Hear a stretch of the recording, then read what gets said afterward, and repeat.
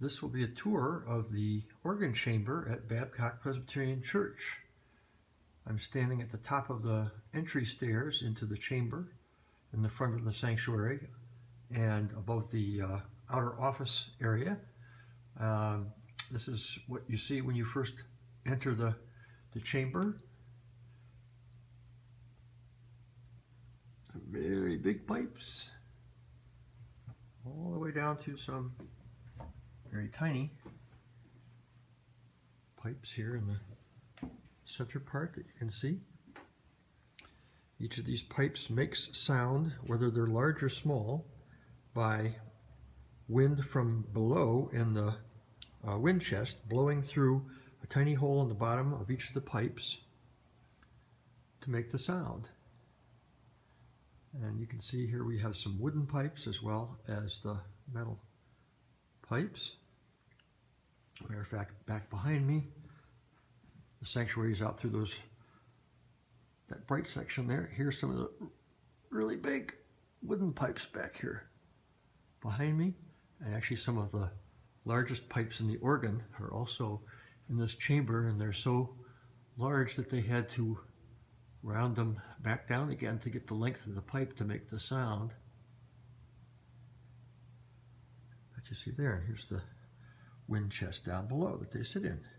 So when the blower is going on the organ, these chests, the wooden chests, fill with air, and as valves are opened, the sound comes up through the appropriate pipes.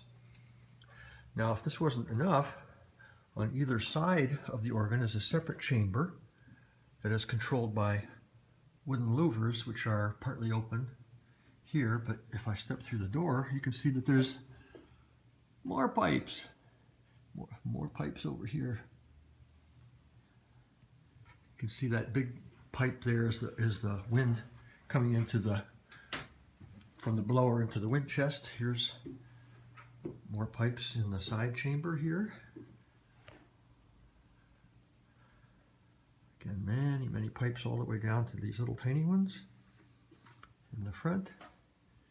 And again, more of the piping for the wind chests, and more pipes over here. These have stoppers in the top that make them sound differently from the other pipes. Here's some of these little guys right here. Maybe I can show you that they just lift right out, and there's a hole in the bottom where the wind enters that pipe from the chest down below. Better get that back in where it belongs. There we go.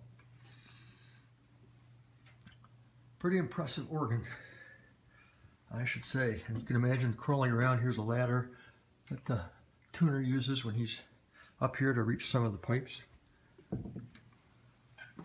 Going back into the main chamber now. And again, here you can see some of the wooden pipes. There's some of the bigger wooden pipes. And there we go. So now, if that's not enough, if I come back through the main chamber, past the entranceway, it comes up from down below. There's another door. And what is behind door number 2? More organ. These are the chimes. When Brian or whoever plays the chimes, this is what's sounding. These are solid things that are struck. Chime sound.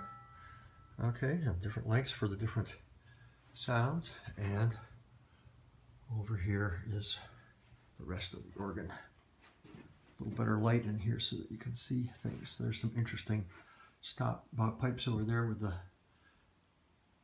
mouth of the pipe at the top instead of the bottom, like many of the other pipes.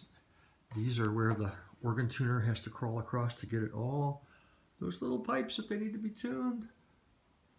Look at some of those little tiny guys, only 3-4 inches long.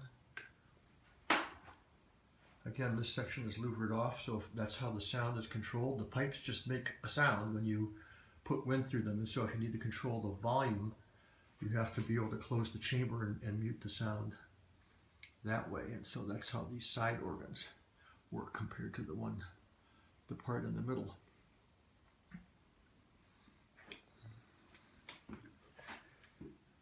Okay, so many pipes in this wonderful Moller organ at the Babcock Presbyterian Church.